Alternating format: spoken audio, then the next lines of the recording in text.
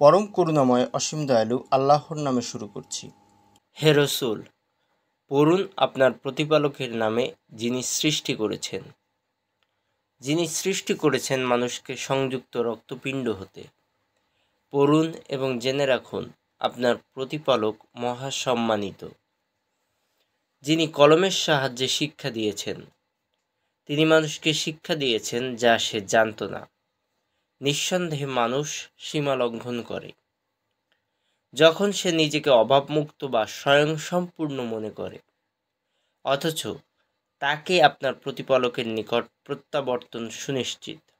আপনি কি তাকে দেখেছেন যে নিষেধ করে বা বাধা দেয় আমার বান্দাকে যখন সে নামাজ আদায় করে?